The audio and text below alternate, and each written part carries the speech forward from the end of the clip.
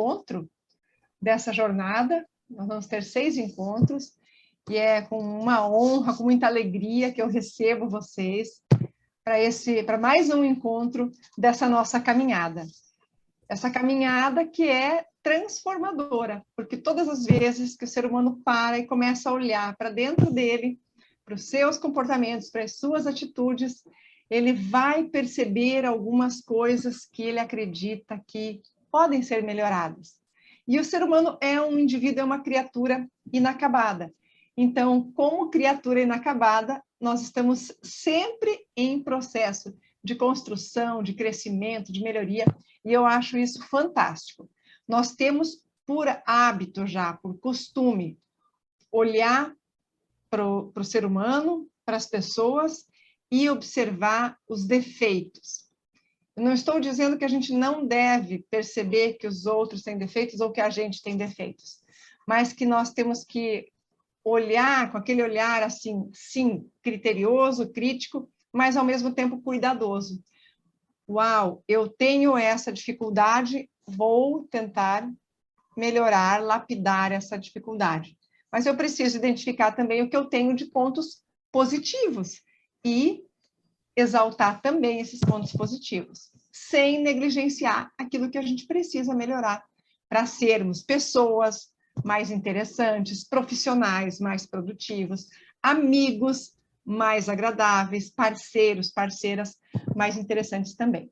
Então, essa jornada é para isso, para que nós consigamos identificar o que é que nós temos em nós, que pode ser melhorado, para que nós possamos ser, sim, seres humanos melhores. Nossa capacidade de aperfeiçoamento, de crescimento, de modelagem é infinita. Então, quanto mais eu puder investir em mim, nas minhas habilidades, melhor eu vou ser para o mundo. Então, esse é o meu desafio, tentar apresentar uma das ferramentas que são mais importantes para a conexão do ser humano com as pessoas ao seu redor e com o mundo todo. E essa ferramenta é a comunicação, algo que a gente faz, utiliza, aplica desde o primeiro instante de vida. E aí hoje ainda eu fiz um post lá para o Instagram, onde eu dizia exatamente isso. Não é absurdamente curioso que uma habilidade que a gente tem, que nós carregamos conosco desde o primeiro instante de vida, que é a capacidade de comunicar, de se conectar com o outro, em um determinado momento da vida, parece que a gente não dá conta dessa habilidade? Como não? Se nós podemos aprender uma outra língua, aprendemos a dirigir, aprendemos a lidar com máquinas. Quando eu olho para uma cabine de um avião, eu vejo todos aqueles botões e eu penso, meu Deus, o ser humano é incrível mesmo. Se ele dá conta de uma cabine dessas aqui, ele dá conta de uma infinidade de coisas, porque vocês já viram como é que é uma cabine de um avião, né? Aquele monte de botãozinho. Então, eu sempre torço, quando eu embarco no avião, para que o piloto seja um cara de boa memória. Não erre os botões.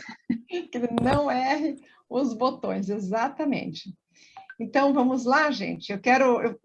Nós tivemos um pequeno probleminha no nosso primeiro encontro de segunda-feira, não ficou gravada a aula, não tive a gravação dos slides, eu vou rapidamente passar os slides da aula passada até que a gente chegue no momento do nosso encontro de hoje. Tudo bem? Vamos lá, então? Vamos lá, vamos. Então, vamos.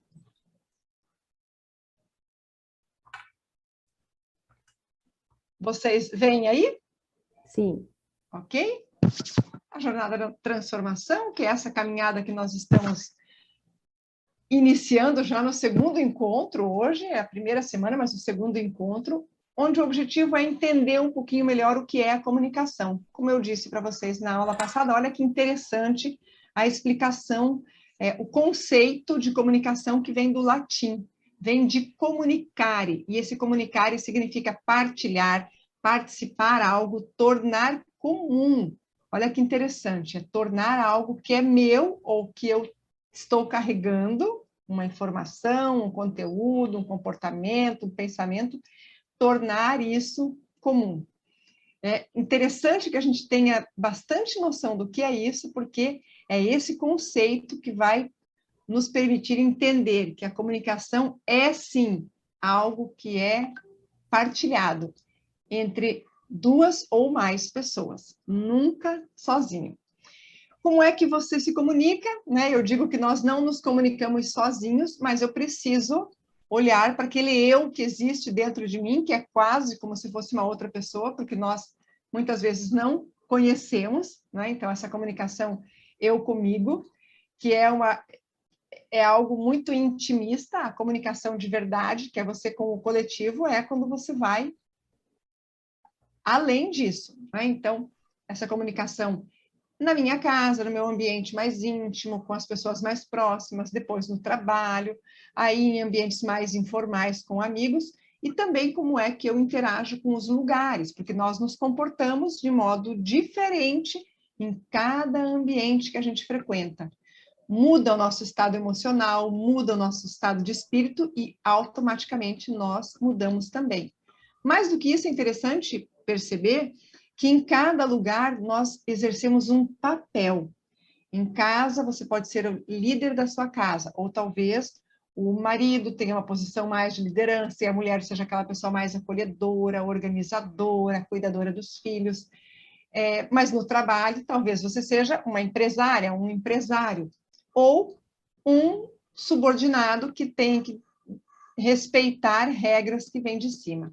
Com os amigos, eu sou aquele que interajo mais de forma mais intensa, mais afetiva, sou aquele fanfarrão. Qual é o meu papel ali no grupo de amigos? A gente vai perceber que cada amigo exerce um papel diferente. E nos lugares, né, a gente tem que ter essa noção de que cada lugar é como se fosse um palco diferente para a gente. E aí nós temos um papel diferente para exercer. Quando eu me dou conta de que em cada ambiente, com cada grupo de pessoas, eu tenho um comportamento diferente, eu começo a perceber que eu tenho várias facetas, né? Eu, de certa forma, circulo ali num modelo diversificado de comportamentos e de atitudes, e eu preciso entender, então, em que momento eu tenho algumas atitudes que precisam ou não ser lapidadas, em que momentos eu me comporto de certa maneira, em que momentos ou situações eu tenho um outro tipo de comportamento, em alguns lugares eu fico mais agressiva, fico mais agitada, fico tensa, em outros eu fico tranquila, fico mais aliviada. Quais são os hábitos que eu cultivo? Eu preciso saber, quando eu falo em autoconhecimento, quais são os bons hábitos que eu preservo e quais são aqueles hábitos que talvez a gente tenha que rever e refazer. E em que eu acredito, né? Em que nós acreditamos? Não só numa questão de fé, mas como eu vejo o mundo. Não por acaso eu uso uma tela aqui de celular com o olho em destaque, né? Sobre as crenças. Em que eu acredito quando eu falo, quando eu me refiro ao mundo e aos ambientes em que eu convivo. Bem, considerando isso, eu preciso, para levar esse exercício adiante, eu preciso abandonar os julgamentos, deixar de olhar para o outro e olhar para mim, porque a nossa tarefa agora é autoconhecimento. Tem muitas pessoas ao nosso redor que nos incomodam por N razões, mas a gente não vai conseguir mudar nada na vida dessas pessoas. O nosso objetivo é cuidar da nossa vida, das nossas atitudes.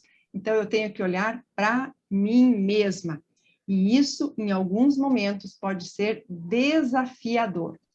Quando eu começo a olhar para mim mesma, eu percebo que eu sofro de algumas dores, né? Algo me incomoda. E quais são as maiores dores que a gente acaba identificando em nós mesmos? Uma das principais, insegurança, ainda que muitas pessoas não demonstrem, ou que algumas não admitam, uma das maiores dores do ser humano é a insegurança. Por que essa é uma dor gigante? Porque é quando o ser humano não dá conta de algo. Então, ele não dá conta de algo, ele se sente inseguro, ele tem medo de errar. O medo de errar, eu já falei para vocês na aula passada, eu sempre bato nessa tecla, O medo de falar em público ou o medo de falar para um determinado grupo, de expor as suas ideias, é um dos maiores medos da humanidade. E por que que as pessoas têm esse medo?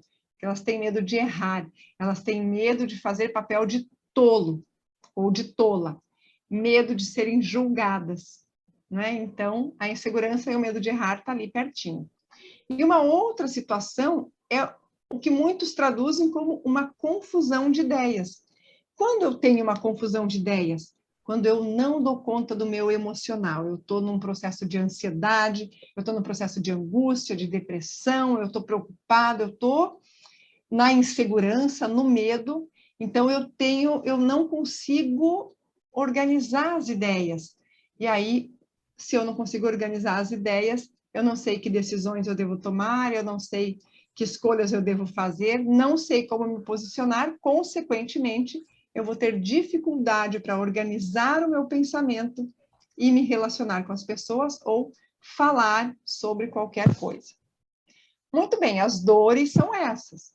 E aí a gente fala das buscas. Se vocês forem depois dar uma olhadinha lá no grupo, hoje nós falamos, eu fiz uma perguntinha e ela é provocativa, né? Qual em relação à comunicação, como é que você se sente, qual é a sua queixa, onde você gostaria de melhorar? Vocês vão ver que todas as respostas de vocês estão, de certa forma, nessa tela aqui. Quando eu tenho essa insegurança, o medo de errar, a confusão de ideias, eu acabo buscando o quê? Eu quero clareza, gente. Eu quero que a minha mente fique limpa, que eu possa organizar. Eu quero ter tranquilidade para lidar com as questões, lidar com os problemas e os desafios do dia a dia. Eu quero ter segurança. Eu quero autoridade, né? E eu quero, por consequência disso tudo, ser respeitado. Quem de vocês aqui não busca um desses 5 itens? Ou talvez todos, né? Eu, pelo menos, quero todos eles. Essas são as principais buscas, que elas são justamente o contraponto das nossas dores. Eu tenho aquelas dores, eu quero essa tranquilidade. E o que é que eu preciso fazer para alcançar isso? Porque, por enquanto, eu me encontro mais nas dores. Eu ainda não achei o caminho dessa clareza, tranquilidade, segurança, autoridade e respeito. Isso é um reflexo do meu eu interior. E automaticamente ele vai ser refletido no que eu coloco para fora. E o que é que eu coloco para fora? É a minha comunicação. A minha comunicação reflete tudo aquilo que está internalizado em mim. A maneira como eu penso, o que eu sinto, meu estado de espírito, a minha condição emocional. Estou em paz? Estou falando tranquila, estou bem, estou sossegada. Estou agitada, estou com medo, estou falando que eu não sei mais nem o que eu tenho que falar agora, porque minha cabeça ficou confusa e eu estou perdendo fôlego, eu não consigo nem respirar direito. É aqui que eu falo, chegou nesse ponto, não sei para onde ir, esse é o começo, né? Para tudo e respira, né? A respiração, esse ar começa a organizar tudo dentro da gente. A partir do momento que eu começo a ter tudo organizado dentro de mim, eu começo a buscar algo que vai me posicionar. E eu traduzo isso com uma palavra, que é o que dá a você o poder. A Renata tem uma clareza de ideias, uma tranquilidade para lidar com as situações. Quando ela tem que decidir alguma coisa, ela está segura. Nossa, eu quero conversar com a Renata sobre tal problema. Por que eu quero conversar com a Renata? Porque ela me passa segurança. Eu vejo na Renata autoridade para falar sobre um determinado assunto. Isso dá à Renata o quê? Respeito. A Renata passa a ser uma pessoa respeitada. E se ela é uma pessoa respeitada, ela exerce, então, uma forma de poder. Certo, gente? Chegamos até aqui? Entendidos? Isso é só uma breve revisãozinha que eu reforço aqui, retomei, porque esta aula, sim, vai ficar gravada e aí teremos a sequência da nossa ideia, tá bom? E aí, quando eu falo em poder, que na verdade é a busca, né, do ser humano que quer crescer, que quer conquistar seu espaço no mercado profissional, no mercado de trabalho, na vida pessoal, ele quer, na verdade, ter esse poder. E que poder é esse? Será que é um poder de autoridade? É o poder de decidir sobre a sua própria vida. Me lembro de uma aula que eu tive com o João Kepler, né, que é o investidor anjo. Nós estávamos numa mentoria lá em São Paulo, e ele foi dar uma aula. E ele começou a perguntar, fazer perguntas para uma pessoa, o que você faz? Ela dizia, eu sou empreendedora, trabalho com isso é mesmo, mas você faz o quê? Eu faço assim. Por que você faz isso? E ela ia dando as respostas. Daí ele falava, não, mas por que você faz isso? Mas e por quê? E você faz assim, e você busca recursos, e você investe, você contrata, você produz, mas por que você faz isso? E por quê? E por quê? No fim das contas, ele falou, sabe por que você faz isso? E por que nós fazemos tantas coisas? Porque nós queremos ser felizes. A gente só faz tudo que a gente faz porque a gente busca ser feliz. Eu quero me realizar profissionalmente, eu quero produzir, eu quero ter recursos financeiros, eu quero poder realizar meus sonhos. Em resumo, eu quero fazer aquilo que vai me fazer feliz, que vai me deixar feliz. Quando eu consigo ter isso, eu tenho uma forma de poder. O poder de dominar sobre a minha própria vida.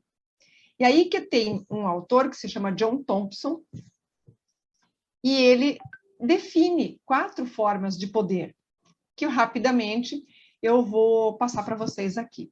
Não sei se vocês já ouviram falar sobre essas 4 formas de poder, essas definições, mas o que é o poder econômico? O poder econômico é fácil a gente interpretar. Quem tem dinheiro tem poder. Ah, mas é a pessoa que mais manda? Não. Ter poder não necessariamente significa mandar, decidir. Também, né? Quem tem poder econômico decide o que quer da vida. Quem tem poder econômico decide para onde vai, decide o que faz. Ele tem autonomia para cuidar da sua própria vida. Não significa que vai decidir a vida dos outros. Não é? Mas quer coisa melhor do que decidir a própria vida? Está de bom tamanho já. A segunda forma de poder é o poder político. E o que é o poder político? Nós temos uma integrante aqui da nossa turma que exerce um poder político. O Rogério, ele foi eleito para ser vereador da cidade. Ele é um poder atribuído, ele exerce o poder político. Dentro daquele ambiente, daquela esfera, ele exerce o poder político. A Renata é empresária, decide sobre a marca dela, Renata Sans. Tudo que se refere ao negócio da Renata, ela é a autoridade maior, ela é a empresária.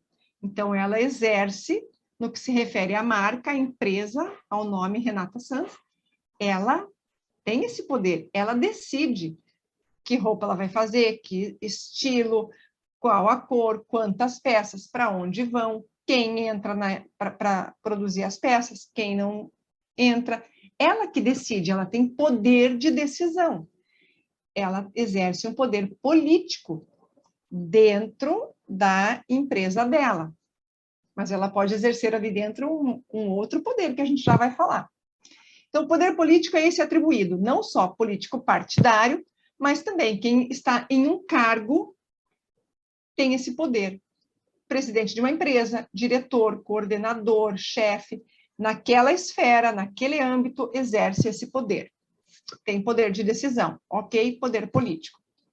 O poder coercitivo é o poder exercido com o uso da força. Então, nós temos como exemplo de um poder coercitivo que é legítimo as Forças Armadas. Elas existem para botar ordem acima de qualquer coisa. Então, o policial chegou, não teve respeito, ele vai para bala de borracha, spray de pimenta, gás lacrimogênio, enfim, até as situações mais extremas. Ou seja, o poder coercitivo é o poder exercido com o uso da força até certo momento, ele é legítimo, sim. Mas, infelizmente, nós vemos, muitas vezes, o poder coercitivo dentro das casas, dentro de uma sala de aula, ou dentro das empresas. Esse é o lado muito triste do poder coercitivo, mas é o poder exercido por força, por ameaça, por coação.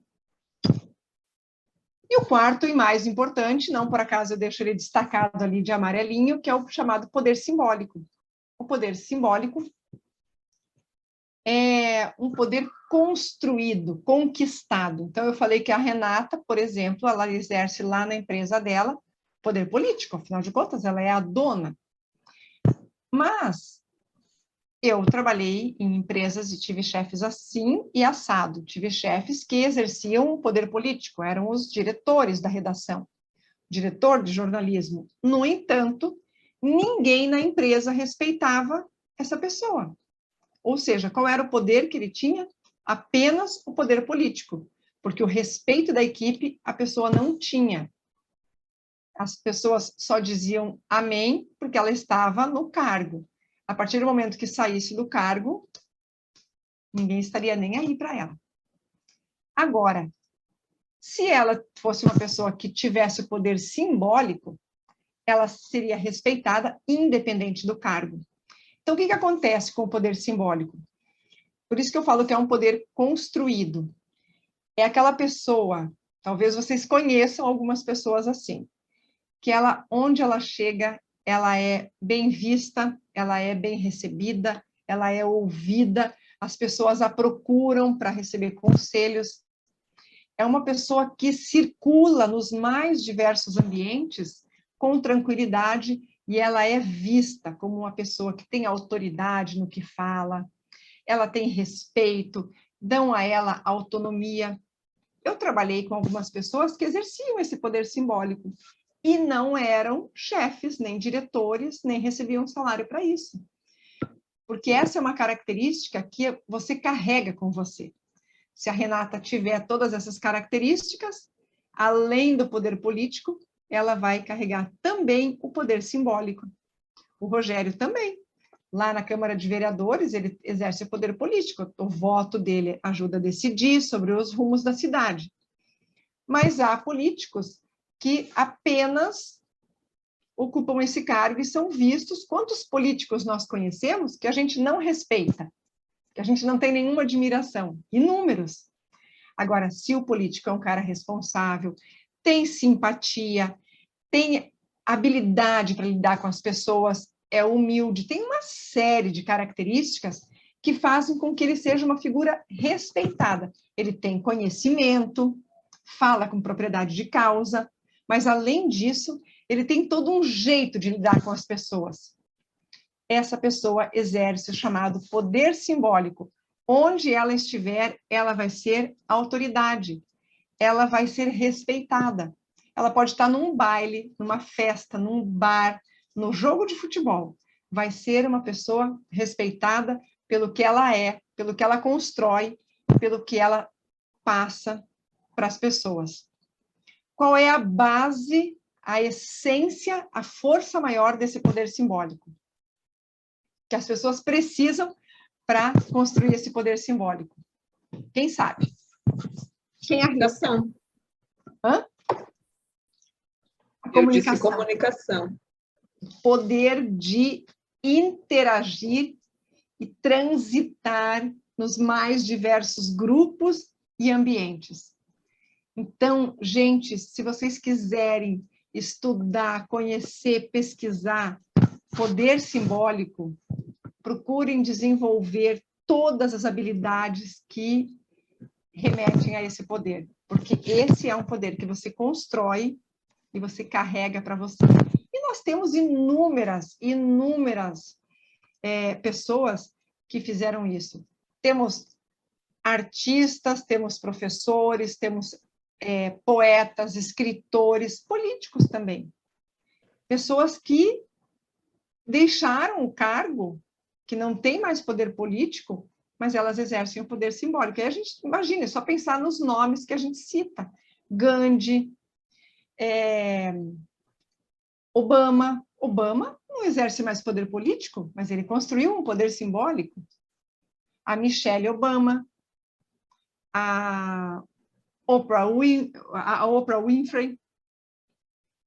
Quantas pessoas que, independente do lugar onde elas estão, ou para onde elas possam ir, elas construíram um nome, uma reputação, e elas vão sempre ser lembradas por isso. Né? Tornam-se imortais. Nós temos inúmeros políticos que não viraram imortais, né? O poder político passou e eles passaram junto. Então, esse poder simbólico, ele é transformador. Mas o que eu preciso para amadurecer a ponto de conquistar esse poder simbólico? De ser essa pessoa que fala com eloquência, que tem tranquilidade. O que eu preciso? O que vocês acreditam que eu preciso? Quais são alguns passos que eu tenho que dar para desenvolver esse poder simbólico? E aí a gente fala, para desenvolver essa habilidade de comunicação. Autoconhecimento primeiro? Autoconhecimento, que nós já falamos ali, as ferramentas anteriores, o caminho que tem que percorrer para desenvolver o autoconhecimento. Quando eu falo de a gente fazer esse diário, é por conta do autoconhecimento, né? E eu penso que precisa ter conteúdo também, né? Não adianta você se conhecer bem se você não sabe o que vai falar e para quem você vai falar. Sem dúvida. Essa, na aula que a gente vai falar de oratória, o tapetinho que a gente coloca na sala antes de pôr os móveis em cima. O conteúdo é fundamental. Mas o que eu preciso? Eu preciso ter um equilíbrio entre a minha mentalidade e as minhas emoções. O que é a minha mentalidade? Tudo que eu penso, tudo que eu acredito, né? A minha base interna aqui de pensamentos, especialmente. Tudo que eu trago de informação, de conteúdo e o quanto isso agrega na minha vida. Então, como eu penso sobre as coisas, o que eu penso, o que eu acredito. E aí eu trago um outro contraponto, a questão da emoção. Eu preciso ter um equilíbrio de emoções. A Jaqueline chegando aqui. Eu preciso identificar as minhas emoções e saber lidar com elas. E essa é uma chave, gente, que é importantíssima vocês virarem essa chavinha. Mentalidade, o que eu penso, o que eu acredito. Emoção, o que eu sinto. Qual a relação entre uma coisa e outra?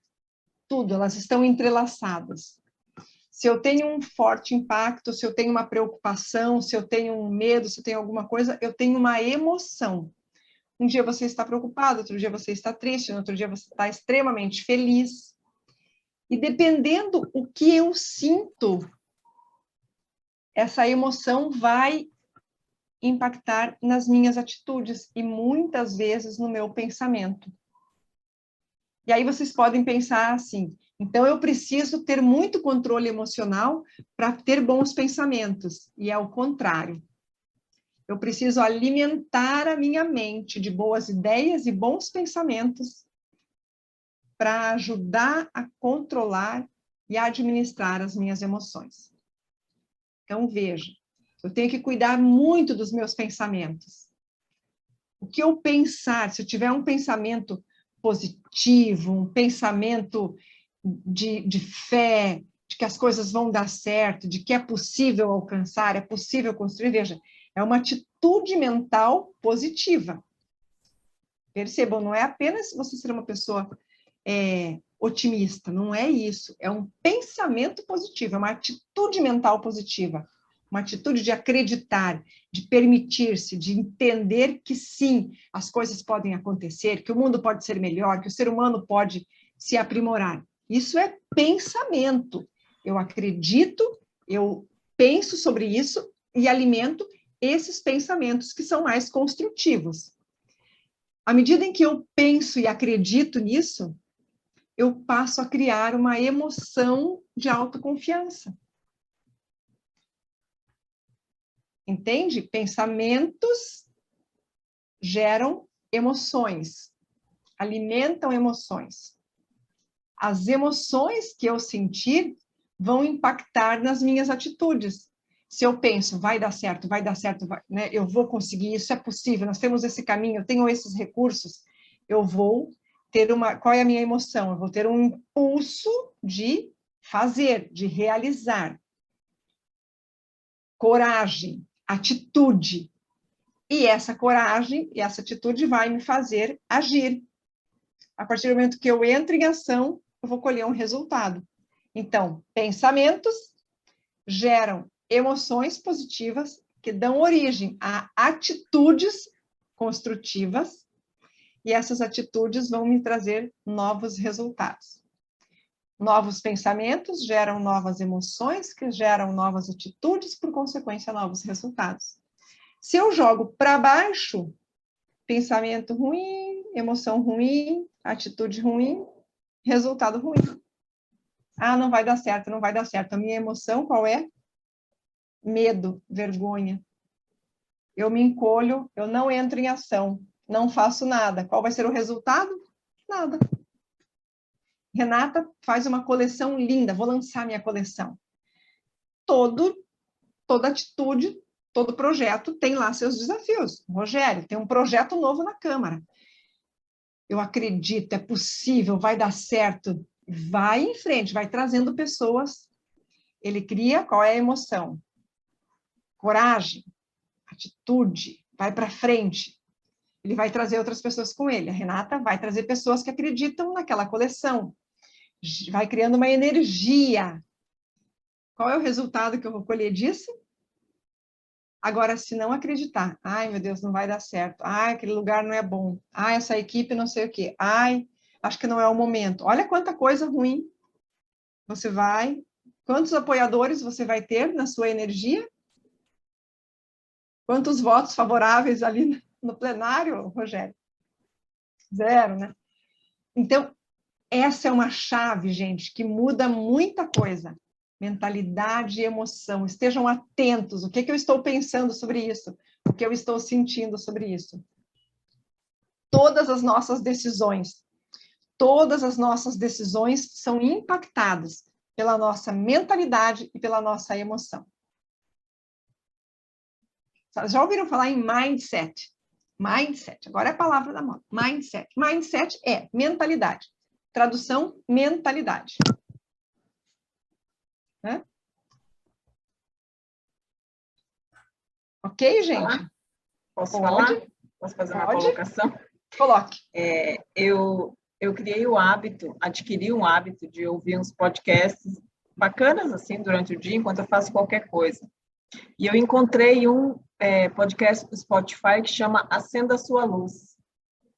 E achei interessante porque ela trabalha cada dia uma emoção. E, na verdade, hoje eu ouvi todos, assim. Era para serem 21 dias e cada dia ela fala sobre uma emoção. Ela é professora de yoga, ela fala muito sobre luz e sombra. Então, só para vocês entenderem, ela fala assim, hoje nós vamos falar sobre a raiva. Ela explica o que é o sentimento da raiva e como você entender o teu sentimento e se livrar. Fala sobre a frustração, o rancor e diversas emoções, assim, que às vezes a gente nem identifica que tem. E eu achei bem interessante para a gente se conhecer um pouquinho e pode ser legal. Depois eu coloco no grupo lá, se vocês tiverem curiosidade. Compartilha sim, Jô, compartilha. Legal. Eu adoro, já ouvi várias vezes. Então, por que é que eu até deixei essa questão da mentalidade para hoje, não abordei no nosso encontro de segunda-feira, porque a ideia era que vocês entendessem o que é o diário. Agora, quando eu vou colocar daqui para frente, eu vou falar sobre o diário, analisar as minhas atitudes, vocês já vão começar a pensar, mas eu agi dessa maneira, por quê? Qual era a minha emoção? O que eu penso sobre isso? Porque eu penso sobre tudo. A questão é que, às vezes, a gente nem olha para o nosso pensamento. A gente não olha. Entendeu? Eu tenho uma série de de questões, deixa eu voltar aqui. Eu tenho uma série de questões para resolver no meu dia a dia.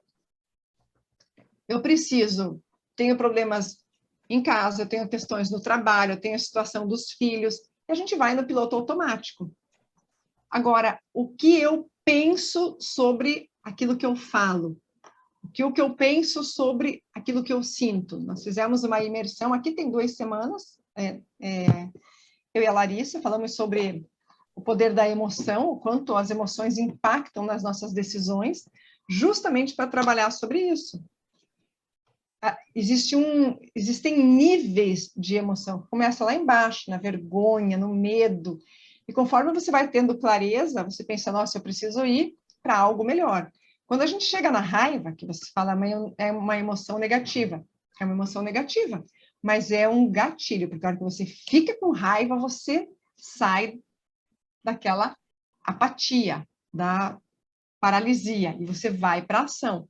E quando você começa a agir, você começa a ter a condição de melhorar, ir para outras atitudes, né? De coragem, alegria, felicidade, aí você vai elevando a sua condição emocional. Mas esse equilíbrio entre mentalidade e emoção, ele é a chave para nós reconstruirmos a nossa comunicação.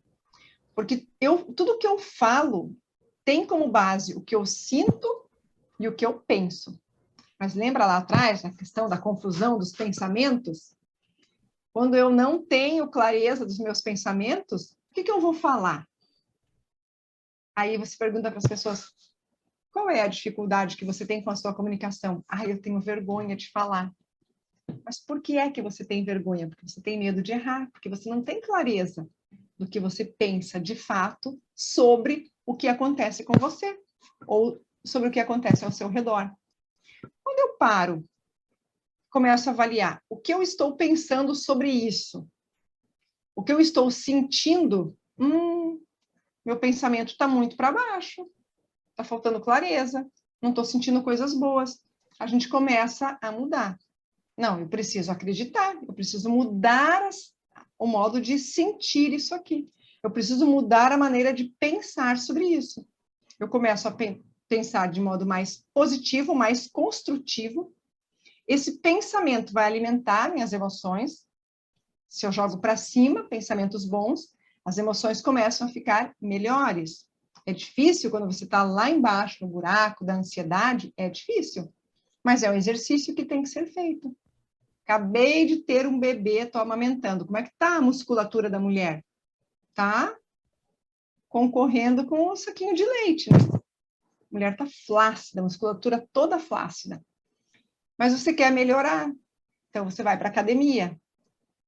Vai doer um pouquinho, não vai? Na hora que começar a fazer os exercícios, não vai doer? Até que a musculatura ganhe vigor e te dê o resultado que você busca? O nosso emocional é a mesma coisa. É difícil sair de um estado emocional negativo? Falo com propriedade. Nós temos os nossos dias muito ruins. Mas eu preciso, em algum momento, respirar e cuidar desse estado emocional. Como é que eu cuido? Olhando para ele. Como é que eu mudo o estado emocional? Pensando diferente. Penso diferente, mudo o estado emocional, as minhas atitudes vão mudar. Pensamento construtivo, pensamento positivo, emocional mais para cima, comunicação mais construtiva, comunicação mais positiva. Eu penso sobre o que eu estou pensando. Isso realmente faz sentido? Eu estou com esse projeto aqui, vou citar o exemplo da Renata de novo, não temos muitas pessoas aqui, depois eu vou para as araras da Jo, Renata. Hoje eu peguei você de Cristo aqui. Ela está com a coleção lá, linda, mas ela olha para a coleção e fala, não gostei. Mas tá lindo, Renata. Não gostei. Não gostei. Chama o fotógrafo. Olha o ânimo da Renata para lançar a coleção. Não gostei. Quantas peças será que a Renata vai vender com esse ânimo? Pior, né? O Rogério chega lá com um projeto de revitalizar praças da cidade, todo um argumento porque as praças são importantes para a coletividade, e na hora lá dele defender o projeto, no plenário da Câmara, alguém fala alguma coisa para ele: Rogério, esse projeto nada a ver, isso aí vai gastar dinheiro com essa besteira. E o Rogério fala: é mesmo, será? E se deixa levar por esse pensamento. Ele esquece de, não, eu acredito nisso, eu construí, tem uma base. E aí ele leva o projeto dele adiante e vai defender. Mas se ele não for defender, se ele chegar lá, eu acho que o projeto pode ser muito bom, talvez algumas pessoas acreditem que não é importante, que a praça não faz bem para a coletividade, ele vai vender o peixe dele, o projeto dele vai para frente? Não vai. Então, pensa, acredita, constrói o pensamento. Isso vai te dar vigor, muda a sua comunicação. Então, isso é muito, muito, muito importante a gente ter clareza. Gente, a Cris e a Bruna não estiveram conosco hoje, talvez venha a Aline também. Falei para elas amanhã, essa aula não é para ser gravada. Amanhã eu vou encontrar com vocês, e a gente nem que seja uns 40 minutos.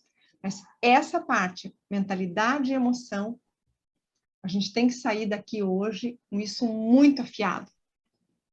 Eu tenho que resolver um problema na escola do meu filho. Qual é a questão? O problema é muito grande, é um problema de nota. É uma questão para se resolver. Qual é a proporção que eu vou dar para essa questão, para esse problema? E que eu vou construir de fala, de pensamentos sobre esse problema? É o fim do mundo? Não, eu posso dar um belo de um puxão de orelha em casa, mas eu vou para a escola ouvir o que a escola tem para falar. Mas tem gente que vai para a escola para ouvir o que a escola tem para falar e cria um campo de batalha na escola. Então, qual a necessidade dessa desproporção? Entende? Na comunicação. Nós temos que ter isso muito, muito, muito, muito claro. Muito claro. E para que eu consiga ter um pouco mais de clareza para isso, é importante que nós tenhamos algumas rotinas. Algumas rotinas. Que a gente possa seguir algumas rotinas. E por que eu falo de algumas rotinas? Porque nós transitamos por ambientes diversos. Casa, família, trabalho. Fora isso, eu tenho que dar conta das nossas emoções e dos pensamentos. Então, imagine que eu tenho um leque de situações para resolver e eu preciso saber me posicionar em cada uma delas. Ou eu trago clareza de ideias e de pensamentos, ou que autoridade e que dinâmica eu vou utilizar para lidar em cada uma dessas situações. E é aqui que eu quero ouvir de vocês agora. E se a Jaqueline puder participar, quero conhecer a carinha dela. Não conheço a carinha da Jaqueline. Que eu quero ouvir de vocês. Em que momento da vida de vocês, qual é o ambiente que vocês percebem que é mais desafiador? É o ambiente profissional? É o ambiente doméstico? É o ambiente social? Em que momentos vocês se sentem mais perdidos com a comunicação? Talvez seja profissional, talvez seja em casa. Entre amigos, a maioria vai bem. Mas acreditem, tem pessoas que são profissionais muito centrados e quando chega numa roda de amigos, não consegue se comunicar. Sabe por quê?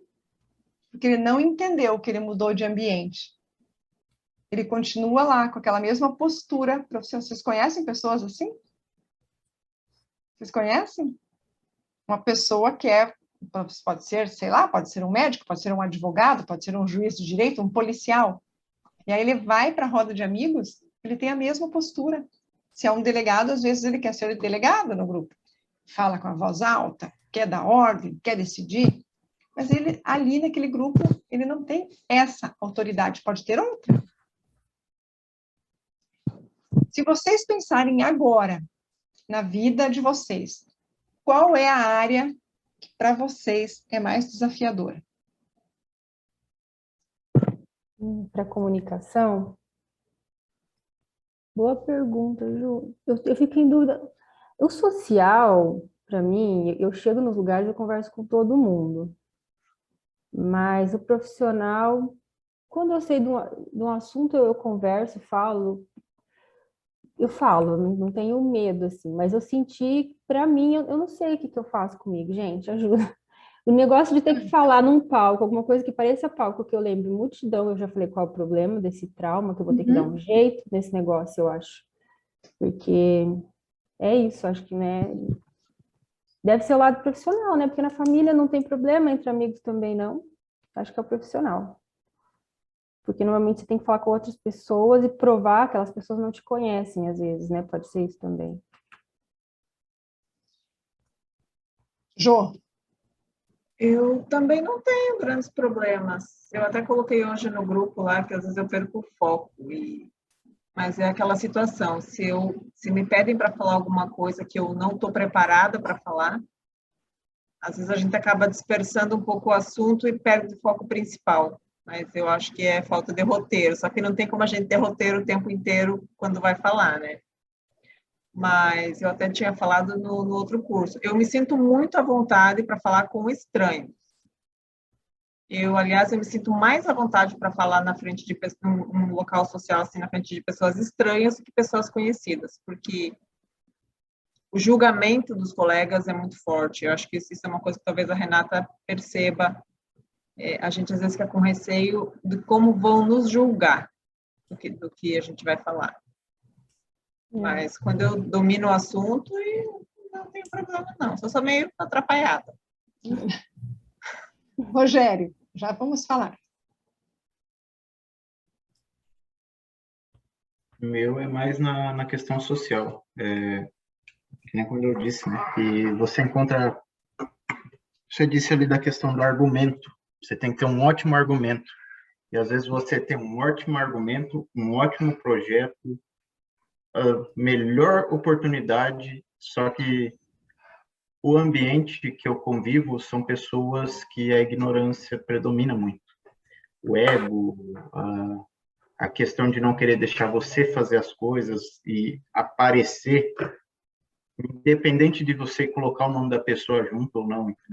Uhum. Essa é uma das maiores dificuldades que eu encontro.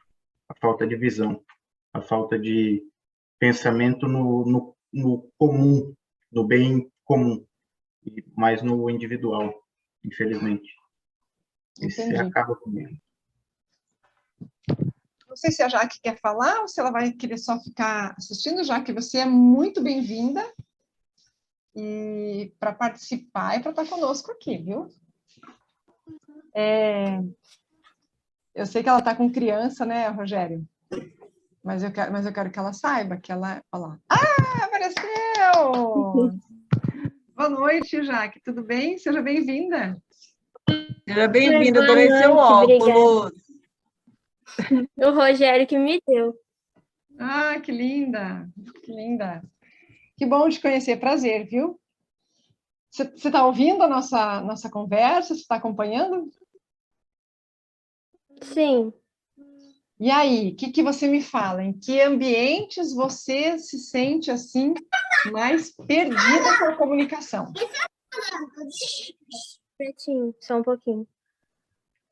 Eu achava que eu falava muito bem, mas eu falo demais e isso não quer dizer que você fala bem, né? Às vezes tipo assim, eu trabalho no consultório odontológico e muitas vezes eu me policio para ficar quieta, porque às vezes eu não tenho um argumento sólido, sabe? Quando você fala demais, mas se perde muito, é tipo assim. É bem comum, viu, Jaque? Deixa eu só pegar o carregador aqui.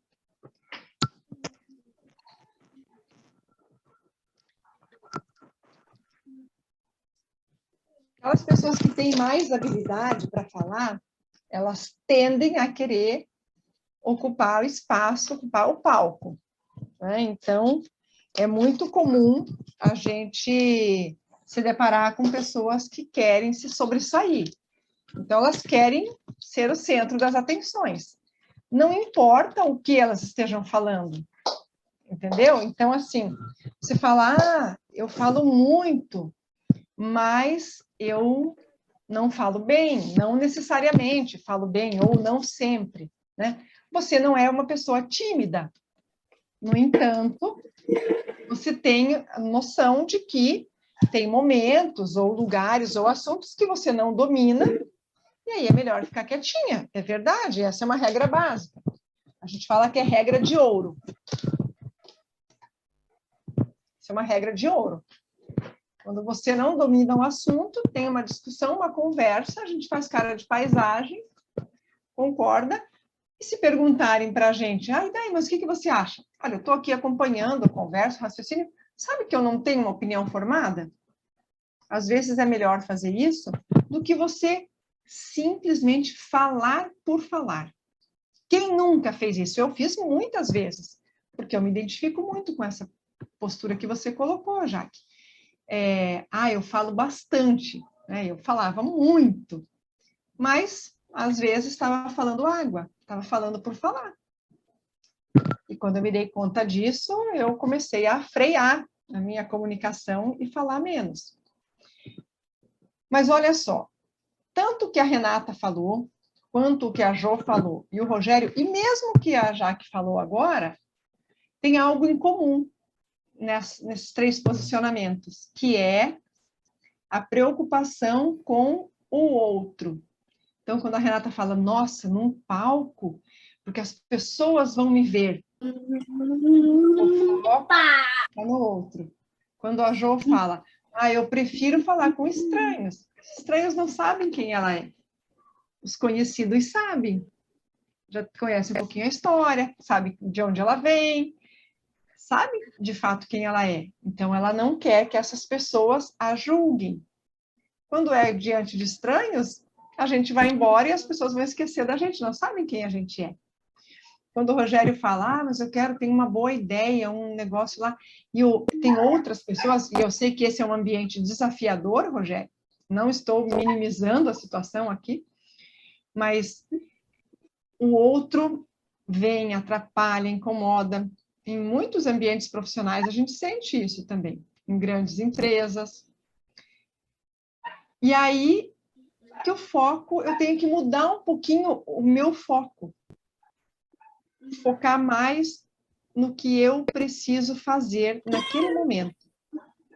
Então, seja no ambiente profissional, seja no ambiente social, quando eu me perco na minha comunicação, é porque o foco não está na comunicação, na mensagem que eu tenho para passar. A Jo escreveu aqui na mensagem, no WhatsApp, que se perde, né, Jo? Você falou que se perde. Acho que é perder o foco. A Renata falou que falar em público, mesmo sabendo o assunto, ela treme. E o Rogério disse que se desconecta da ideia e acaba perdendo a linha de raciocínio. Quando que isso acontece? Quando eu já perdi o foco. O que é o foco? O foco é eu tenho que fazer isso. Por alguma razão, eu começo a olhar para cá, prestar atenção no que está lá na plateia, na pessoa que está falando alguma coisa, que fez um gesto, um movimento. Veja que as coisas ao redor me incomodam. O que o outro vereador está querendo com o meu projeto, porque ele foi falar alguma coisa no outro gabinete, e eu acho que é sobre o meu projeto, eu começo a criar uma fantasia na minha mente. Lembra da questão da mentalidade? Pensar o nosso pensamento. O que eu estou pensando? Começo a criar uma fantasia. Então, eu estou lá no consultório odontológico, as pessoas estão falando, de repente, estão falando de política da cidade. E olham para você, o que você acha? E você fala, e dá a sua opinião. Mas você não teve tempo de amadurecer a ideia. Você nem estava acompanhando o raciocínio, como a Jo falou. Você Você nem sabe direito o que você pensa. E a gente tende a falar mesmo assim. E às vezes não tem conexão os pensamentos. Então, a maturidade, ela parte daí. Maturidade da comunicação que eu falo. É você, ok, o que eu tenho que fazer agora aqui? Eu preciso, a Renata está no palco, vai apresentar a história da sua marca. Você vai ter tempo de planejar isso, de programar isso, ainda que seja um planejamento, uma programação mental. E aí eu vou antecipar para vocês a regrinha de ouro, que é a regra dos 4 pontos, que a Jo e o Rogério já sabem. Aí eu tenho que falar alguma coisa sobre um determinado assunto. Eu vou me preparar. Se eu não tive tempo de me preparar, mas é um assunto que eu conheço, eu tenho que ter uma ideia geral, 2 pontos específicos e uma conclusão. Então, sobre as praças, vamos voltar para tirar o foco da Renata agora, vou para o Rogério. O Rogério está lá com um projeto para revitalização de praças e espaços públicos, porque a cidade é pequena, não tem muitas áreas de lazer, a gente precisa de espaços públicos de qualidade para a população. Isso é uma realidade das cidades pequenas, não é, Rogério? Então, digamos que ele apresenta esse projeto. E ele, em algum momento, uma reunião, um bate-papo, ou talvez num clube, ou num jogo de futebol, ele está completamente fora do ambiente dele e alguém toca nesse assunto. Para participar da conversa, sem levar para um foco político, sem ter, assim, uma coisa mirabolante, ele precisa, na verdade, de 4 ideias. Gente, nós temos que ter a ideia, temos que ter em mente que nós estamos numa cidade pequena, onde não existem muitas opções de lazer. Primeiro ponto, né? Essa é a ideia maior do projeto dele. Não temos... Estou inventando aqui, tá, Rogério? É uma cidade pequena, não temos muita opção de lazer. Primeira ideia. Segunda, nós precisamos investir em espaços públicos. Na nossa cidade, se nós tivermos um parque revitalizado e uma praça ou 2 praças, com um parquinho, coisa de diversão para criança, nós já oferecemos uma condição melhor para a nossa população. 4º ponto, ideia conclusiva. Eu acredito que além da cidade ficar mais harmoniosa, mais alegre, a população também vai ficar mais feliz. Eu tenho 4 ideias. A ideia geral, numa cidade pequena, nós não temos muitas opções de lazer. Segundo, nós temos algumas praças e parques que podem ser revitalizados. Outro ponto, esses espaços vão deixar a nossa cidade mais agradável. Último ponto, a população, tendo esses serviços à sua disposição, vai ficar mais feliz. Entendeu? Você tem que entrar num enfoque, se especializar muito no assunto? De jeito nenhum.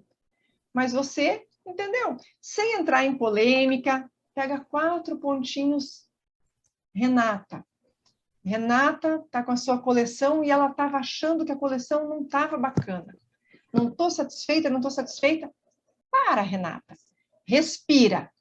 Respira. O que você está pensando sobre isso? Que é um projeto seu. Você criou e agora, na hora de lançar, você está aí preocupada se o outro vai gostar. Você criou, você construiu. Atitude mental positiva. As peças saíram do jeito que você planejou? Era um projeto seu? Você estudou? Estudei. Uau! Está aqui o resultado? Está aqui o resultado. Então, o que eu preciso? Acreditar nele. Meu projeto está aqui, era isso, eu desenhei, papapá, e eu vou acreditar nele. Tá bonito, essas peças podem ser usadas assim, assado, eu quero as fotos produzidas assim. Começo a idealizar em cima daquilo. Atitude mental positiva. Vou começar a ficar mais confiante.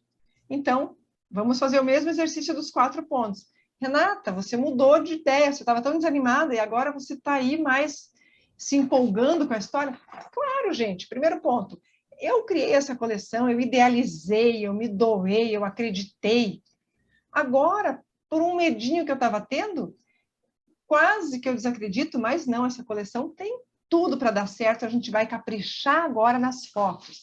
porque a coleção é boa, eu criei, eu pesquisei, tá aí o resultado. Segundo, nós vamos investir nas fotos, que elas vão ficar maravilhosas. Terceiro ponto, com essas fotos sendo divulgadas, as pessoas vão se interessar por essas peças. Quarto ponto, e o resultado que a gente espera é qual? Que essas peças sejam vendidas em todo o Brasil. Toda e qualquer situação que eu transitar, todo e qualquer assunto, eu posso trazer para esses 4 pontos. Eu não estou dizendo que esse é um discurso de palanque, que é o que vai levar para o palco, mas a ideia central está sempre dividida em 4 pontos. É uma ideia geral, 2 pontos menores, que são de desenvolvimento da ideia, e uma conclusão. A Jo trabalha com barbantes, faz peças lindas lá do ateliê dela. Construiu várias peças, tema araras. Vai lá fazer uma exposição, chega uma pessoa e fala, ah, não tem leão? Não, moço, não tem leão. O nome da exposição é Araras. Mas por que não tem leão? Né? Aí ela vai... Porque leão não voa. Leão não voa, né? Leão não voa, mas enfim, ela vai dar uma resposta dura? Ela vai ser grosseira? Não, gente, respira. Eu não estava preparada para uma pergunta como essa, mas eu tenho que dar uma resposta. Não, olha, acho o leão incrível. Leão é sensacional, um bicho maravilhoso. Mas o meu trabalho está relacionado a uma questão ambiental aqui de Foz do Iguaçu, que é o Parque das Aves. Primeiro ponto. Eu estou trabalhando inspirada no Parque das Aves com aves da nossa região. Segundo ponto, eu construí tudo isso inspirada nessas aves, que são vistas ainda na mata aqui, mas que o visitante encontra no parque. Terceiro ponto, são as aves mais exuberantes da América Latina, pá, pá, pá, pá, pá.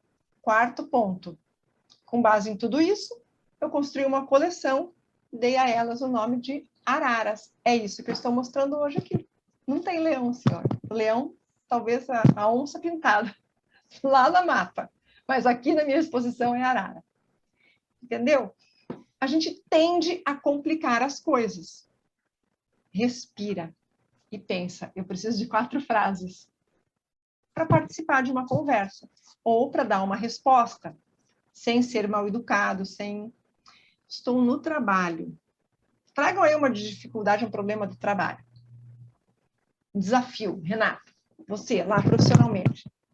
Uma situação desafiadora. Gente, acho que vamos falar de venda então, né? Vai lá.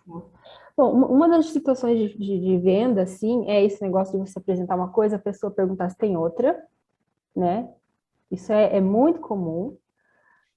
Cor, por exemplo, você faz uma peça, por que não outra cor? Né? Por que você faz assim? Gente, a minha área eu acho que é mais isso. Na produção, a produção é uma vez só que eu tive. Eu sei que a maioria das pessoas tem mais, mas daí eu acho que entra a comunicação. Que eu sou muito detalhista no que tem que ser feito. E muita gente, por exemplo, você passa uma coisa para a costureira e ela muda um pouquinho porque ela achou que era melhor aquela outra linha, aquela outra costura, porque ela achou melhor. E não, tem que ser feito assim. Então, quando você detalha e fala por quê, porque vai ficar melhor, a apresentação é melhor de certo ponto de costura, e fala, tem que ser assim, senão não dá para fazer, a pessoa entende. Mas eu tive uma situação, até dessa linha praia, que a mulher simplesmente tirou a fenda lateral. Aí a roupa parecia um saco, sabe? Parecia aquela burca, né? Aí eu já falo meio assim, gente, vocês estão pondo burca na mulherada? Aí elas começaram o ritmo, aí foi lá e arrumou. Aí uma outra pessoa, uma outra facção, falou assim, Renata, eu não consigo fazer isso na minha empresa com as costureiras, teria virado um circo e eu perdi do lote. Elas não iriam arrumar nunca, elas vão errar, né? Vai ter esse problema, mas não iriam corrigir. Eu acho que é isso. Então, veja, imaginemos que isso acontece a cada vez que uma peça nova vai para a produção. Como você minimiza o problema ou evita o problema? Você traz para clareza. Lembrem daquelas palavrinhas, clareza, tranquilidade. Eu posso aumentar aquela lista. Serenidade, né? Mas clareza. Você chega no lugar e fala, olha, nós vamos produzir esta peça. Observem bem os detalhes, é desse modelo, esse corte é desse jeito, a costura aqui tem que ser assim, essa tira tem que ser desse jeito, essa renda desse outro ponto. Explica exatamente como foi feita essa aqui. Não há margem para mudança, para criar em cima da peça que já está criada, né? A estilista já desenhou, não há mais o que mudar. Então, parece óbvio, para alguns não é. Então, você tem que reforçar. Se você já identifica que há esse ruído, você tem que trazer clareza. Eu reclamava muito, quando eu trabalhava em televisão, que nós tínhamos lá, vamos fazer uma cobertura especial. Coloca 3 repórteres ou 2 repórteres para fazer aquela cobertura. Então, você vai fazer essa reportagem, o segundo repórter vai fazer esta reportagem e o terceiro aquela. Então, digamos ali, uma série de reportagens sobre a Mata Atlântica.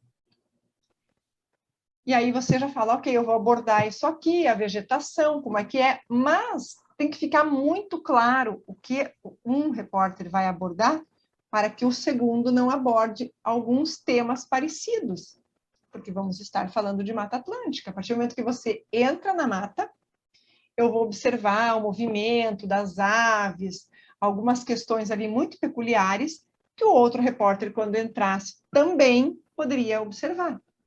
Então, nesse momento, a gente tinha necessidade de que as informações fossem distribuídas com muita clareza, porque senão eu chegava lá com um trecho da reportagem gravada na Mata Atlântica, onde eu falo da exuberância da mata e não sei o quê, e o outro repórter chega com a mesma informação. Ué, mas o que mais me chamou a atenção lá foi isso, e eu gravei sobre isso. Ele fala, pois é, eu também. Entendeu? E aí dá ruído de comunicação, e você perde uma produção que custa caríssimo, porque faltou o quê? Clareza. Então, toda vez que você vai ter pessoas trabalhando em conjunto em um determinado projeto, eu tenho que praticamente desenhar. É um exagero falar isso? É uma brincadeira, a gente sabe da piada, que é que desenha, mas é assim, né? Mas é bem Mas é isso, é clareza, é você saber exatamente como deve ser feito e colocar isso de forma clara. Então, aí é minha responsabilidade para evitar um determinado prejuízo, um determinado conflito. E isso em tudo que a gente vai fazer, gente, na educação dos filhos, é na conversa com a escola, é na compra do material escolar, qualquer coisa que você vai fazer, você tem essas dissonâncias. Às vezes você pede um suco e a pessoa fala, você quer com gelo e açúcar? E você fala, não, eu quero sem gelo e sem açúcar. E aí vem aquele suco de polpa. Você fala, ué, mas está congelado? Ah, mas é que não pus gelo, só era polpa. Entendeu? A polpa é congelada. Então falta a pessoa perguntar, ah, mas é polpa? Eu não quero gelado, não posso tomar gelado. É polpa congelada? Se for polpa congelada, eu não quero. Ou o garçom oferecer, olha, a senhora não quer gelo, mas o suco é polpa congelada. Né? Então, clareza. Tudo que vocês forem fazer, procurem ter clareza. Claro que a gente não vai virar aquele chato que fica perguntando, mas eu vou começar a examinar melhor as coisas que estão acontecendo e o que for pertinente, eu questiono, eu trago. Gente, não entendi. Aliás, a história do não entendi, quantas vezes na escola, lá atrás, quando a gente era criança, você não entende o negócio. E aí você deixa passar. No dia da prova você fala, ai, tinha que cair bem essa questão que eu não entendi. Ué, você arrastou o problema lá da aula que você não entendeu, não perguntou para o professor no dia da prova, você não sabia responder, porque você não fez uma pergunta. Então, esse problema da comunicação você vai encontrar em qualquer fase da nossa vida e nos mais diversos níveis, né, de gravidade. Então, eu volto a falar. Busca clareza. Quem está fazendo o diário? Por exemplo, a Renata, né? Eu tenho, hoje, recebi uma visita, ou fui participar de uma reunião, e eu ia só participar, mas de repente me chamaram para falar. E daí você não vai falar? Você vai perder a oportunidade? Entendeu? E aí, nesse momento, nós precisamos do nosso chamado estado de presença. Quem sou eu nesta reunião? Por que eu estou aqui? E, se tiver uma oportunidade de falar, o que eu teria de mais interessante para falar para essa equipe, para esse grupo? Vocês já ouviram falar no pitch de elevador, né? Conhecem o pitch de elevador? Não. Pitch dos 20 segundos? Ou dos 30? Acho que não sei. O que é? É chamado pitch de elevador porque quando tem centros comerciais, muitas vezes um vendedor ou um empreendedor sobe no elevador e acaba dando a sorte de embarcar num elevador com um grande empresário, um investidor. E aí é a hora que ele olha para o investidor e fala: o senhor trabalha com fabricação de móveis, sei lá, de aço? E o cara fala: sim. Ele falou: sim, trabalho. Reconheci o senhor. O senhor sabia que a minha indústria produz os perfilados de maior qualidade com o melhor preço do mercado? Sei lá, um exemplo que eu estou dando. O cara: nossa, qual é a sua indústria? A gente usa um sistema inovador. O cara teve 30 segundos para falar. É uma tecnologia inovadora, trouxemos do Japão. Aí o investidor já fica: nossa, ele vendeu o peixe dele. Aí fala: se o senhor quiser falar comigo, está aqui meu cartão. Por isso chama pitch de elevador, porque ele entrou ali. Uau, o senhor é o grande dessa grande indústria aí? Eu sou. Nossa, eu sou fornecedor do material que o senhor utiliza. Sabia que o nosso tem a melhor tecnologia japonesa? É mesmo? Como assim? Dá 2 detalhes, falo que o preço é o mais competitivo do mercado. Está aqui meu cartão. Gostaria de marcar um horário com o senhor para apresentar o produto. Quando que o cara, na vida dele, ia ter a chance de marcar uma... Mas ele tem aqueles 30 segundos, ele não pode perder aquela chance. Ele não pode perder a chance. O cara, um secretário municipal, tem um projeto, mas precisa de um grande investidor. Não sei que projeto seria esse. Vou imaginar um software maravilhoso, e que foi desenvolvido lá na incubadora do município.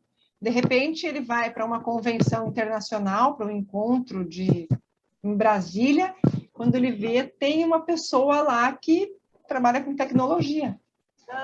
O senhor sabia que eu sou de tal cidade?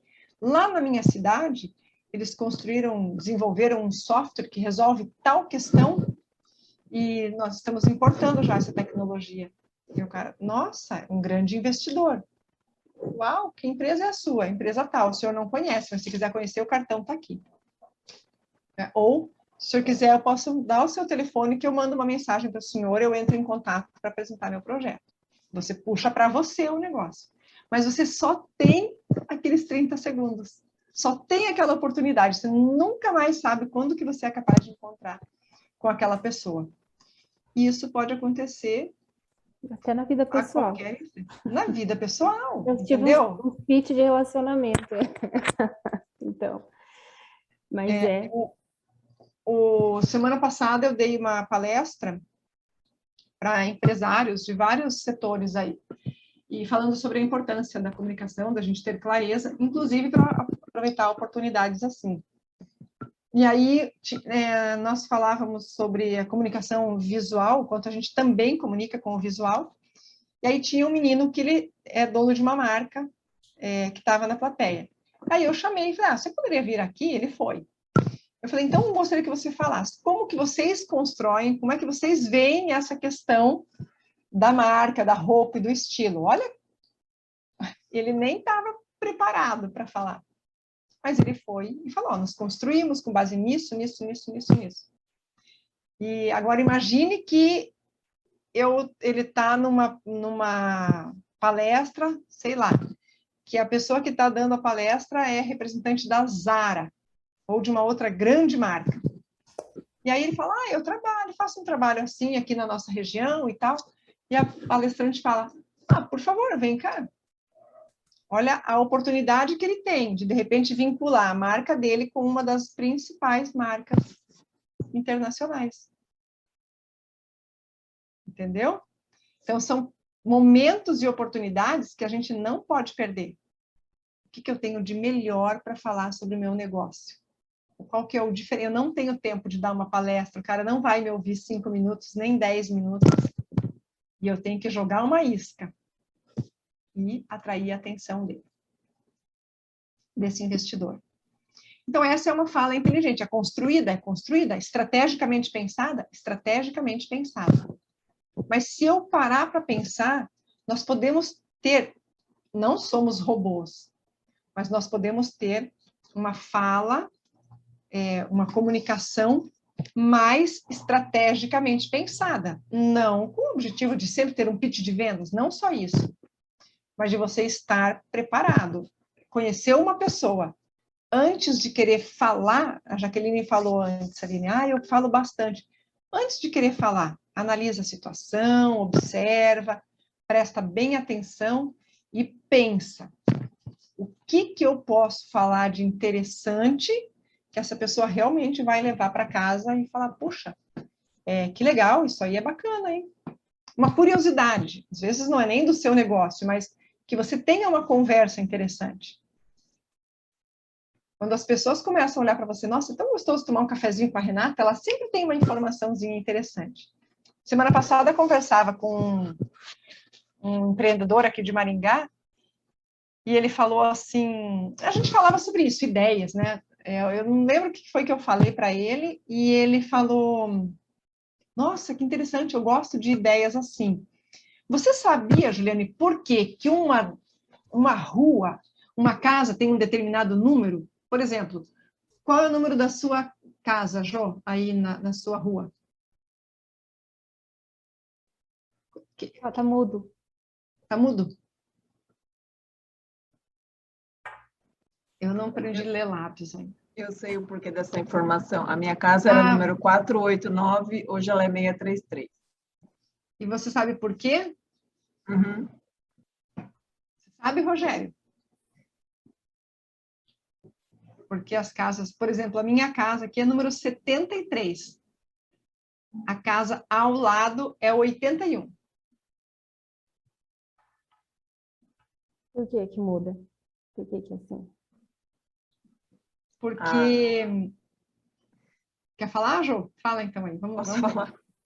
Porque todas as ruas existem um ponto inicial. E a numeração das casas é a distância desse ponto inicial. Então, a minha casa, como é uma casa antiga, uma rua antiga, ela era número 489. Só que a casa do lado direito não conferia, tinha um número maior que a minha, e a do lado esquerdo tinha um número completamente maior, assim, bem absurdo. Aí meu esposo foi na prefeitura e pediu para que fizessem a medição real, e daí vieram e colocaram 633, porque a minha casa fica a 633 metros do ponto inicial da rua. Então, se a rua começa aqui, tem uma casa aqui, 20 metros depois, a casa vai ser número 20. Se for 48 metros depois, a outra casa é 48. E assim todas vai. De um lado são pares e do lado oposto são ímpares. Tem uma curiosidade que eu vou falar rapidinho para vocês. Quando a gente foi para a Itália, nós alugamos uma casa lá e era número, sei lá, digamos, 79. Só que quando a gente pegou o Uber para ir para lá, o moço nos levou na casa número 79. Só que chegamos lá, na hora que parou na casa, o moço falou, mas é 79 azul ou 79 vermelho? A gente falou, sei lá. Porque lá existe uma numeração do que é ponto comercial e do que é ponto residencial. Então, cada local tem suas particularidades, assim, mas é por isso. Enfim. Mas aqui no Brasil é isso, a numeração ela é com base na distância, do ponto zero da rua até o início do seu terreno, até o início. Então, tem isso. É bem interessante, porque quando você tem algo curioso para falar, você quebra o gelo de uma situação. Então, eu estou num determinado grupo aí de pessoas, mas sabe aquele vácuo que fica assim? ninguém mais fala, você fica um silêncio absoluto. E tem... É chato isso. Não, você fica naquele silêncio, assim, acabou o assunto, né? Não tem muito assunto. Então, tem pessoas que são um pouco mais espirituosas ou que têm essas curiosidades, daí naquele momento ela fala, nossa, que interessante aquele quadro, me lembrou o quadro de, sei lá, de Van Gogh, não sei de onde. Vocês conhecem Van Gogh? Aí surge aquele assunto nada a ver, né? Normalmente é porque tem uma pessoa espirituosa que consegue quebrar esse gelo. E nada como quebrar o gelo com curiosidades. Então, uma outra dica que eu trago para vocês hoje é isso. Tenham sempre curiosidades para compartilhar. Porque quando você tem curiosidade para compartilhar, você se torna uma pessoa mais interessante. Então, sabe esses livros de curiosidade, livros das descobertas? Você sabia? Sempre tem curiosidades. E, uau, que interessante. Sei lá, situações reais e frequentes. A gente tem hoje o problema da dengue. Mas, não sei quantos anos atrás, o mesmo mosquitinho transmitia febre amarela. E teve uma revolução, né, da febre amarela, com o mesmo bichinho. Então, sei lá, tem uma conversa lá, verão, que agora é Covid, então quase não se fala de dengue, mas a hora que der uma aliviada, vão começar a falar dengue. E aí você fala, nossa, o pessoal fala, que não acaba com esse mosquito. Você fala, mas não acaba mesmo, tem que acabar com o vírus ou dar uma estagnada na transmissão da doença. Mas o mosquito está aqui desde a febre amarela, ele já causou muito transtorno. Você sabia que é o mesmo mosquito que transmite a febre amarela? Não sei. Enfim, coisinhas bobinhas assim.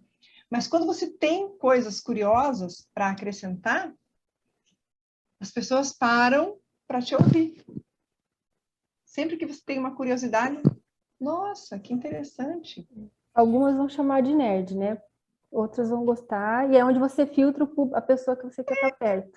Tá tudo bem, é melhor você falar de uma curiosidade, né? Mas também, você também filtra a curiosidade. Tem algumas que são mais chatinhas, tem outras que nem tanto.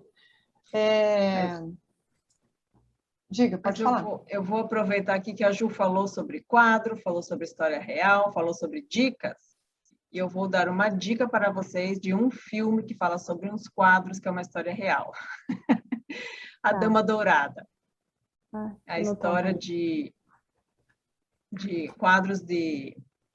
Esqueci o nome do pintor, não sei que lá, Klimt, que os quadros foram furtados pelos alemães depois da Segunda Guerra, e aí a dona dos quadros passa todo o drama para ver se tenta recuperar esses quadros. É uma história bem legal. Legal. Anotei aqui para ver depois. Bem bom, eu gostei. Enfim, gente, eu acho que quando você descobre um caminho para se tornar uma pessoa interessante, você começa a abrir o leque da sua comunicação. Você começa a ocupar a sua cabeça com pensamentos construtivos, sabe? Então, eu quero descobrir coisas, eu quero ter sempre um livro para indicar, eu quero ter sempre um filme para comentar, eu quero ter sempre uma história para contar, mas não dá para todo encontro você falar do mesmo livro, né? Então, é importante ler um pouquinho, não precisa devorar livros, mas eu digo ler fatos sobre fatos curiosos, porque isso vai aumentar o quê? Isso vai aumentar o seu repertório. O que é repertório?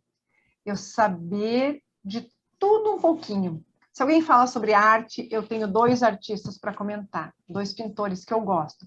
Se alguém fala sobre música, eu comento sobre música. Agora, detalhe, gente.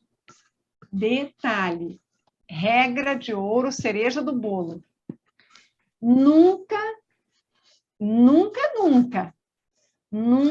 tenha um comentário negativo para fazer sobre o comportamento ou o trabalho do outro. Se a pessoa vem, eu não gosto de música sertaneja. Não gosto mesmo.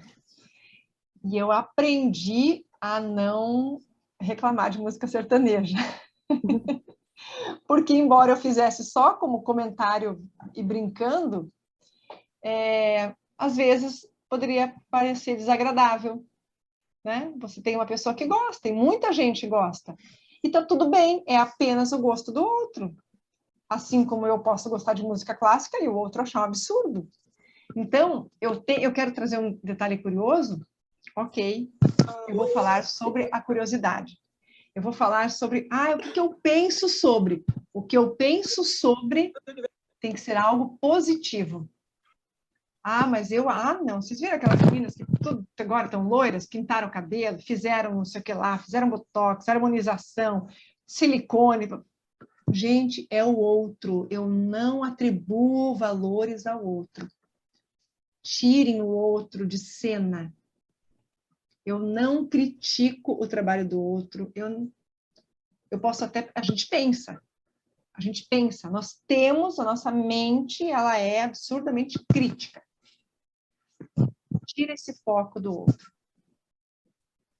Traga algo inspirador. Estão falando de livro, nossa, mas você viu aquele livro que é ruim? Não, pensa num livro ruim. Não precisa falar que o livro é ruim. Tenha um título bom para citar. Entendeu? Posso falar uma coisa? Pode, claro. É que... Não, você fica quietinho. É que no meu trabalho, as meninas só escutam sertanejo, e eu não gosto de sertanejo. E daí, nos primeiros dias, eu sempre reclamava. Agora eu aprendi a não reclamar mais, até porque não adianta.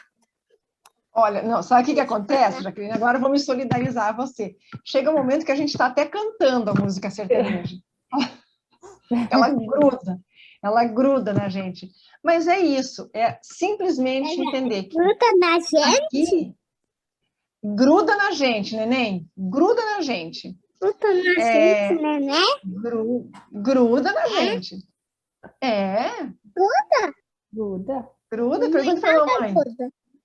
Gruda, fala, mamãe, gruda. Você também, Esse é comunicativo livre, ó, comunicação livre. Mas olha só, quando eu percebo que é apenas o gosto do outro, que isso não tem nada a ver comigo, é bem verdade, Jaque, que as regras da boa convivência, né, diriam que se você está num ambiente público, o ideal é perguntar se se importa com a música, o ambiente de trabalho, mas nem todo mundo conhece a fundo as regras de boa convivência. Então, a gente faz cara de paisagem, respira bem fundo e faz cara de paisagem. Mas é isso, o foco cada vez mais pensando que você tem que ser colaborativo, que você tem que acrescentar algo bom. A pessoa está lá ouvindo sertanejo, fala, gente, sabia que tem uma banda nova? Mas eu não gosto de rock. Não, mas tudo bem, não precisa gostar. Mas é legal a gente conhecer vários estilos. Pode até falar. Eu também não gosto de música sertaneja, mas acho interessante. Tem várias músicas diferentes. Traz outras, traz um outro. Gente, tem um cantor que é lindo, hein? Mas não canta sertanejo. E leva uma curiosidade. Você vai trazendo suas informações. Talvez não mude? Não, mas você está levando o seu repertório para o repertório do outro. Em vez de você levar crítica, você leva uma contribuição. Se o outro vai aceitar a contribuição ou não, aí é problema do outro. Ok, gente? Hoje, esse encontro, eu queria muito que ele fosse, assim, focado nessa questão da mentalidade, das nossas emoções e do quanto nós somos responsáveis pelo que nós comunicamos. E o que eu comunico faz parte das minhas crenças, da minha emoção, do meu pensamento e dos meus conhecimentos. Na segunda-feira, a gente vai falar sobre domínio de conteúdo, Renata. Quando eu vou falar alguma coisa, eu preciso dominar o conteúdo, eu preciso saber sobre o que eu estou falando. Mas o domínio do conteúdo é apenas um dos itens. Hoje eu fiz algumas anotações, eu estava estudando o negócio, enfim. Mas é para o nosso próximo encontro. o domínio do conteúdo é um dos aspectos. Aí tem a questão de como eu vou cuidar da colocação, da organização das ideias. O primeiro ponto, eu tenho que saber o que eu vou falar. Eu não posso colocar a Renata para falar sobre química. O negócio dela é moda. Não posso pôr a Jo para falar sobre educação física. Posso, porque ela é da educação física também. Eu não posso pôr a Jo para falar sobre veterinária. Ela conhece educação física, trabalhou 20 anos, mas hoje ela é arquiteta e tem um ateliê de criação de peças. Então, ela vai falar sobre algo que ela domina, que ela conhece. O Rogério, como vereador, já sofre um pouco mais de desafio, porque ele pode, talvez, ser chamado para falar sobre educação na ótica da legislatura municipal. Ou para falar sobre saúde na ótica da legislatura municipal. Ele vai ter que pesquisar antes de se colocar para falar, para não falar besteira. Então, a base, a estrutura da comunicação, de uma boa comunicação, é você saber sobre o que você está falando. Agora, apenas quando eu estou numa sala de aula ou num palco para dar uma palestra? Não. Essa é a questão. Toda vez que eu abro a boca para falar alguma coisa, eu tenho que saber sobre o que eu estou falando. Então, a partir de agora, quando tiver uma conversa ao meu redor, por mais que o assunto me incomode, se eu não tiver segurança de que eu vou falar com propriedade, a gente vai ficar quietinho.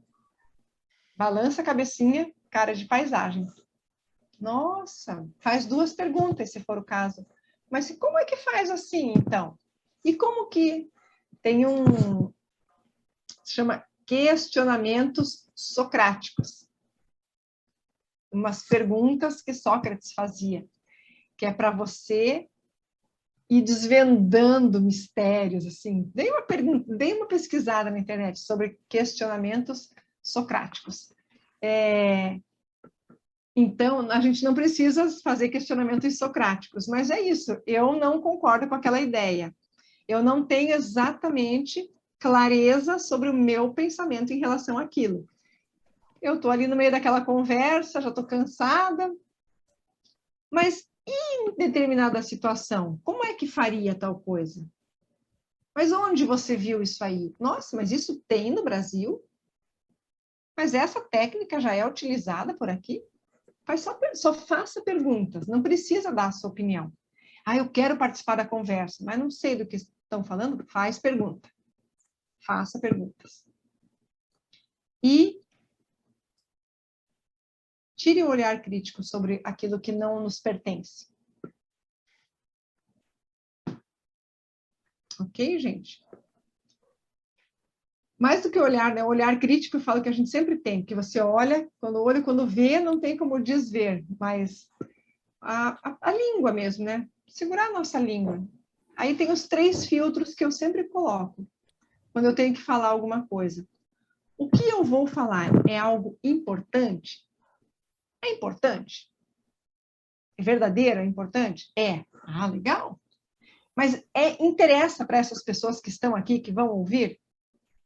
Não, para essas não. Então, não vou falar. É importante, mas não interessa para elas. Eu vou ficar quietinha. Não, mas interessa. Pode impactar na vida delas? Pode. Então, eu posso falar. Mas esse impacto vai ser positivo ou negativo? Vai ser negativo, né? A gente vai botar ela para baixo. Então, não fala. 3 filtros, gente. O que eu tenho para falar é importante? Vai mudar a vida das pessoas? Vai ser relevante para essas pessoas? Terceiro, e se mudar, a mudança vai ser positiva? Vai. Beleza, pode falar, manda ver na sua informação aí. E assim a gente vai devagarinho aprendendo a limpar a nossa comunicação. Comunicar-se bem não é só a questão de você ser um grande orador. Tem pessoas que são grandes oradores, mas tem um problema sério de comunicação genuína, na comunicação no dia a dia. Hitler era um deles, um grande orador, mas na comunicação com os pares, de entender o outro, se dispor a ouvir, nota 0. eu não o conheci, mas há quem diga que Steve Jobs era muito difícil também. Mas era um grande orador. Na hora de apresentar os produtos da Apple, os lançamentos, não havia ninguém melhor do que ele. Mas nas relações pessoais, era muito difícil. E aí eu digo, então, é uma pessoa que se comunicava bem? Um baita empresário, mas conviver com ele, dizem que era muito difícil. E aí a gente escolhe, né? Eu quero ter só um rótulo. Ai, fulano é bom de comunicação quando está no palco, para falar sobre esse assunto. Mas e fora dali? Ele, pessoa, genuinamente falando, a sua comunicação, de verdade, aquela que lhe pertence. Como que é? Eu estou de verdade com o outro? Quando eu estou conversando com o Rogério, eu estou de verdade aqui com o Rogério? Eu estou de verdade com a Renata? Estou preocupada com a Renata? Estou preocupada com a Jo? Eu estou ouvindo mesmo o que a Jaqueline está falando? Eu estou interagindo de verdade com as pessoas? Eu vou levar para casa como aprendizado aquilo que eu ouvi deles? Esse é um bom comunicador. Ele ouve, interage, filtra, peneira, escolhe as palavras na hora de falar e se comunica bem em qualquer lugar, a qualquer momento, com qualquer pessoa. Esse é meu sonho de consumo, que vocês sejam assim. Ah, em 6 encontros é possível? Não, 6 encontros são um start. Mas a partir de 6 encontros, 7 encontros, vocês têm condições de começar a caminhar sozinhos. Eu já aprendi isso, eu quero melhorar isso. Agora, porque a partir dos 6 encontros, ou 8 encontros, ou 10 encontros, a partir daqui é uma construção, uma lapidação que depende muito de vocês. E o diário é um parceiro sensacional para isso. Certo, gente? Certo. Certinho? Poucas